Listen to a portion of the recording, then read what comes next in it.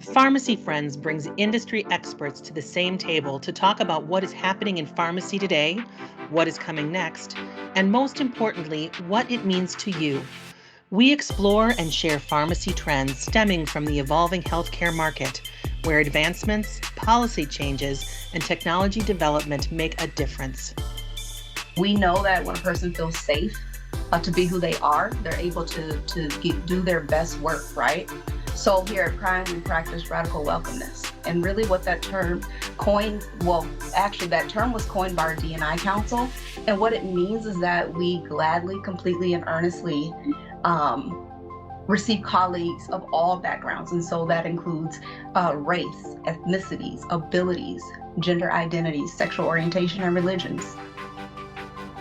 Part of our proactivity has been the formation of 7 ERGs up to this point, which represent different employee demographics. Prime was named in Newsweek's America's Greatest Workplaces for Diversity. On that survey, we received 5 stars, which is the highest level of recognition to be received. In today's episode, Many Voices, One Purpose, we talk about the true power of people and how Prime continues to commit to diversity, equity, and inclusion efforts. Zabrina Watkins, Melissa Strong, and Pat Milligan join us to discuss how we continue to unite through common values to find our path, keep growing, and fundamentally strengthen our culture and the value we bring to all our partners and the communities we are privileged to serve. We discover the true meaning behind radical welcomeness and explore our DEI Council. We'll also get insights on our corporate social responsibility and what's on the horizon as we unite as one culture with one purpose and foster partnerships to collectively craft a better, more equitable, and inclusive future for our employees and the people we serve. Welcome to a Power of People edition of our Pharmacy Friends podcast, a space where we talk about how our culture comes to life in so many ways, from our mission and values to our day-to-day work, to our strategic direction, even to the way we show up for our members and our community. My name is Laura Spitzack. I'm the Director of Employee Communications here at Prime Therapeutics, and I've been here nearly a decade. And I've had the privilege and the honor of seeing a lot of the work and the new work that we've been doing here at Prime to advance DE&I efforts come to life and fruition in a number of ways. I'm really excited to share some of that journey with you here today. You know, at Prime, we really want to be sure that our inclusion efforts are seen, heard, and felt, both inside and outside of our organizations. You know, these positive outward actions have really become part of our DNA as an organization. Across our company, our employees and our DE&I council leaders champion these efforts, awareness, initiatives, communications, outreach, and so much more to foster strong employee engagement and business success, as well as reflect the communities in which we live and serve. So today, we're going to be talking about a variety of ways we're making progress and share some stories about some of the fun and impactful DE&I initiatives we have here. I've got 3 guests here with me today. First, Zabrina Watkins, our Director of Diversity, Equity, and Inclusion. Zabrina is a longtime Prime employee as well, and she comes to this role in a unique way, having previously served as a technical writer here. Zabrina, welcome. Really happy to have you here for the conversation. Thanks, Laura. Second, Melissa Strong is joining us. Melissa is one of our HR business partners here, and she's also a member of our DE&I Council. Melissa recently was selected to receive a 1-year Prime-sponsored membership to the Women's Health Leadership Trust as well, which is just a great honor and a great opportunity for her too. Melissa, welcome. Hi, Laura. Thank you. And finally, Pat Milligan.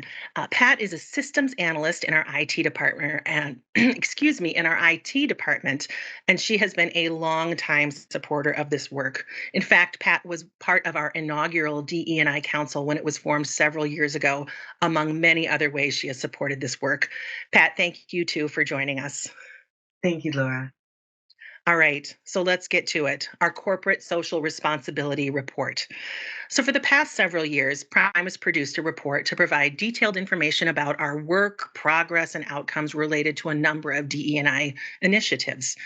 We release it annually to demonstrate our commitment to these principles, as well as increase accountability, show transparency, and the places where we've made some improvement that we're really proud of.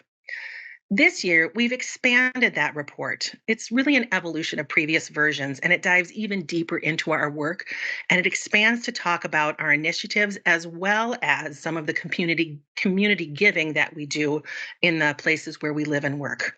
It helps us build trust with our employees, our members, our clients, and our communities by showing our dedication to creating an inclusive environment. So let's get into it. Melissa, I'm going to ask you to share some of the key facts and figures and some of the things that we highlight in the report this year and really what they mean for us and our organization. Yeah, thank you, Laura.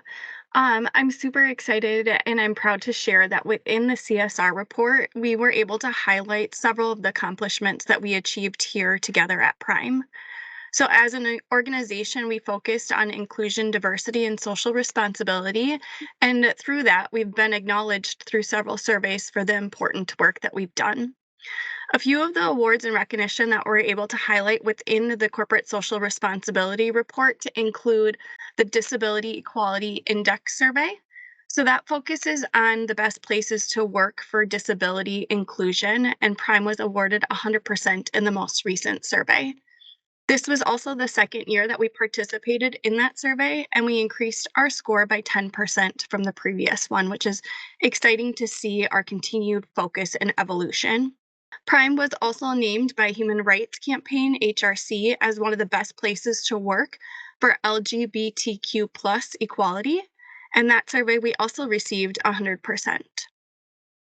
Prime was designated as a yellow ribbon company, and this demonstrates our commitment to supporting active duty military veterans and their families. As part of this designation, Prime was able to host an in person ceremony at Prime Landing, which was very exciting to be able to bring together and celebrate that success.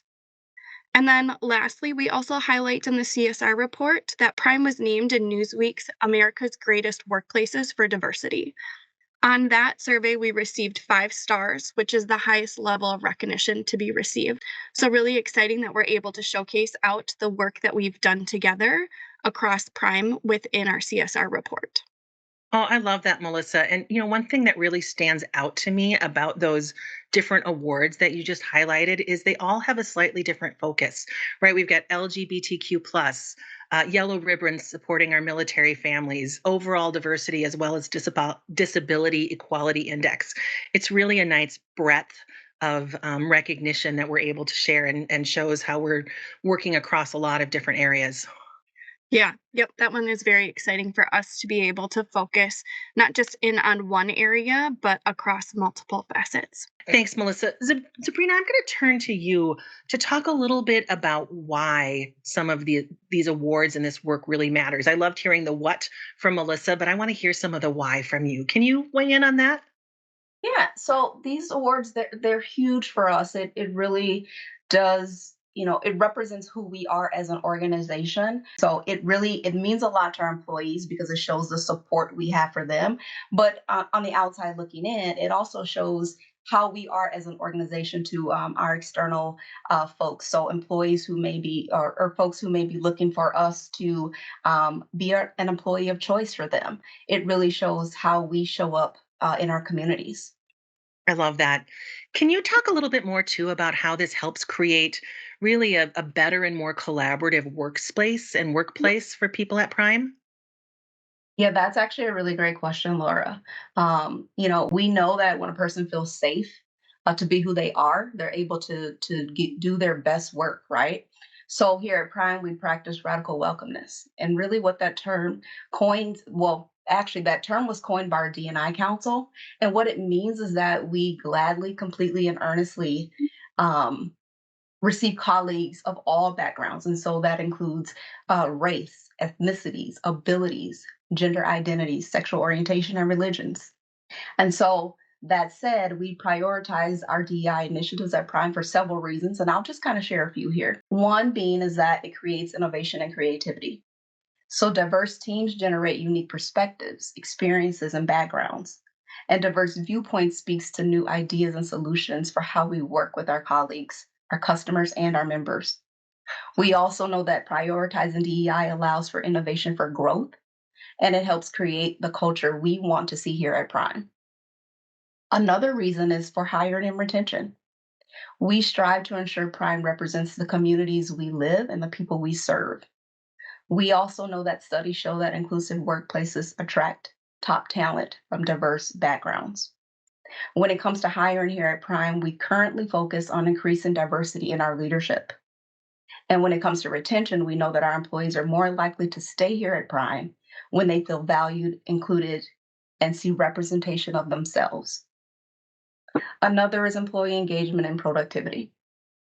We know that inclusive environments foster a sense of belonging and psychological safety, and this leads to higher levels of employee engagement and productivity. Our employees are more likely to contribute their best work if they feel respected and supported.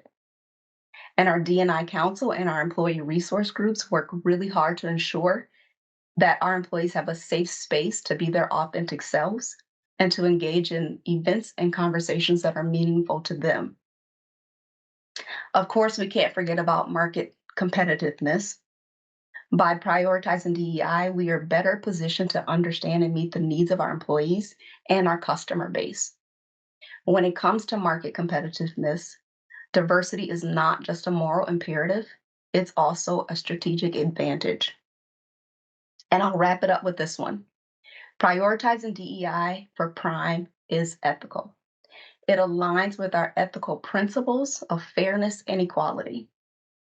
We're working to create a workplace free of discrimination and bias because it is the right thing to do.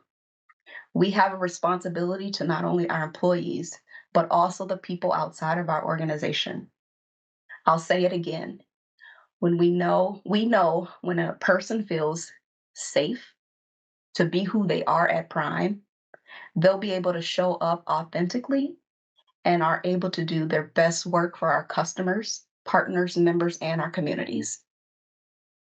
Oh, I love all of that, Zabrina. And I love the way you just ended it too with it's really the right thing to do. It's absolutely the right thing to do, both inside our walls and in the communities where we live. It's just wonderful. Pat, I'm going to transition to you, and you and I have worked on DE&I efforts for a long time here at Prime, back to the very early days when the DE&I Council was just formed. Can you share more about that history and talk a little bit more about what the council does, as well as the employee resource groups or ERGs that we have here at Prime? Of course. Um, the council was actually formed in 2019. And my understanding is research was done for about a year to a year and a half prior to it actually being formed. We had a consultant who spoke to other companies who were doing D&I and had ERGs, employee resource groups, to find out how they were doing it so that when we started, we would not start off on the wrong foot. We would start out by making progress. So, I love that we did our research, yes, even on this kind of work. We're always out there doing what's best and learning from others first. hopefully so, yes. And we did learn from them. And when ours was started, I remember it was December of 2018. A notice was placed in our house newsletter saying that a diversity and inclusion council was going to be formed in 2019. And I was on vacation at the time and I was on my work laptop and I was so excited. I said, I just need to be a part of this. And while I was on vacation, I was checking my laptop every day for updates on it. So when I got back from vacation, they announced that they were going to have interest sessions. And then after those were held, when they asked questions, and answered other questions from people that were potentially interested, there was an application period. And I did the nail biting thing, like, oh, please, I've got to be part of this. And I was so thrilled and honored when I was accepted for the initial council. I believe there were 12 of us on the initial council. We started out with a summit where we met for 2 days where we got to know each other. We had professional speakers, a lot of prime resources from HR and other departments. And as part of that, we created our mission statement, what our vision statement was going to be as well. That 2-day meeting is when the phrase radical welcomeness was coined and adopted by us. And for the first year or two, we were focusing on the get the message out that we were supportive of diversity. Into our second year, 2020, was when George Floyd was killed. So at that point, uh, we moved from a more we're getting the message out internally to we need to react to what employees are feeling, what our community is feeling, get out in the community to do what we can to help. So we hosted listening sessions that gave people a chance to come together in groups and just talk about how they were feeling. As part of that, people were asking us a lot of questions, which has helped form our future direction. They were asking questions like, how do I discuss this with my children? How do I become a better ally? How do I help? And the council, fortunately, was prepared to answer a lot of those questions, give people advice, make book recommendations. Um, and since then, we have continued to move forward um, as a supportive organization and being proactive. Part of our proactivity has been the formation of 7 ERGs up to this point, which represent different employee demographics. We have Pride, we have Women and Allies, Unidos, Asian Pacific Islanders, DESI, and Allies.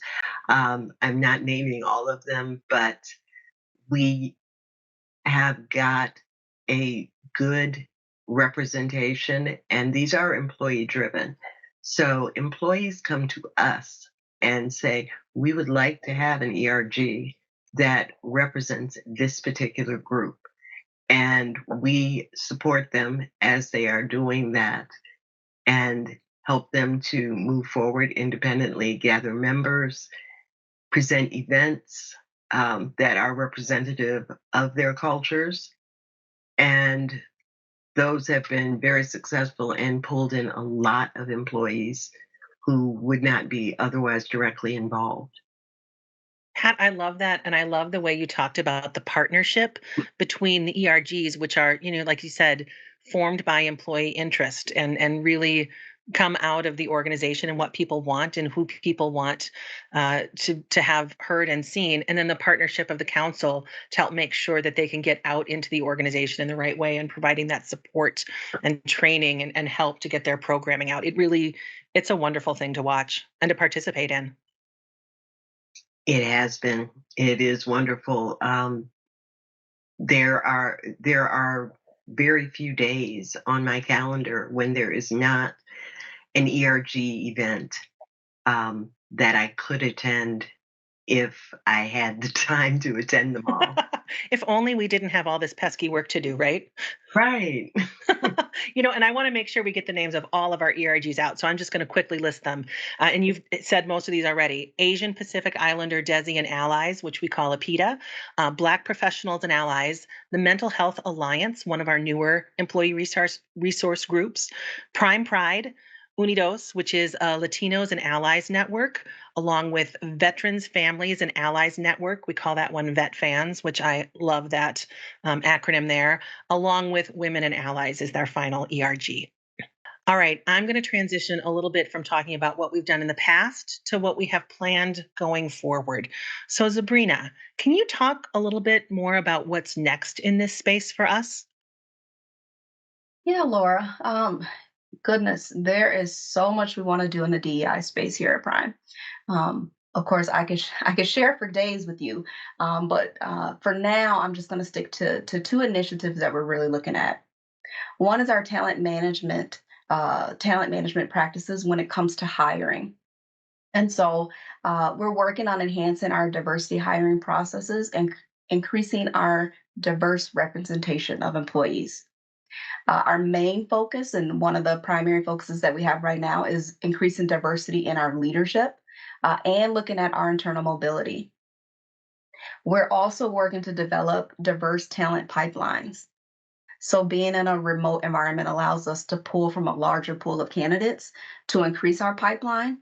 So with that, we're currently working on establishing relationships and collaborating with diverse professional networks and other organizations that could aid us in this process. And then the second initiative that we're really focused on is our DEI education. So we'll be rolling out ongoing DEI trainings and education for all levels throughout the organization. And some of those learning strategies will be tailored specific to roles and departments because we feel that that is important. And every department and role looks a little bit different. And then another focus is tied to our goal to help increase employee engagement and encourage continuous learning. And this initiative is promoting allyship. And I know, I believe Pat touched on that as well. But we have a Year of the Ally campaign that we are currently doing now, and it actually goes to the end of the year. And that's something that I am very, very excited about. So from now through the remaining of the year, we'll be focused on offering various opportunities and resources for our employees to learn, reflect, take action, and drive our culture of inclusion, not only just inside our walls, but also outside of our workplace as well. And so, as I mentioned before, we have a lot of stuff we want to work on as next steps in the DEI space. But as we continue to progress forward, we'll stay committed to listening to our employees, learning from our employees, and taking meaningful action to create a more equitable and inclusive workplace for all of our employees. That is overall our main focus for next steps for this year. What a great way to end it, Zabrina. I'm looking forward to seeing all that you and your team and all of the people who are working on this will be bringing forth. I love that plan. I love hearing about all of the work to come. Thank you all for joining us for this conversation, for this Power of People focused edition of Pharmacy Friends. We really thank you for talking about why DE&I and diversity, equity, inclusion is so important at Prime and all that you've shared with us today. Zabrina, Melissa, Pat, thank you so much. Stay tuned for an upcoming episode where we discuss how Net Promoter Score and provider relations can help deliver a positive member experience across all preferred channels. One that helps deliver better health outcomes, lower costs, and deeper transparency.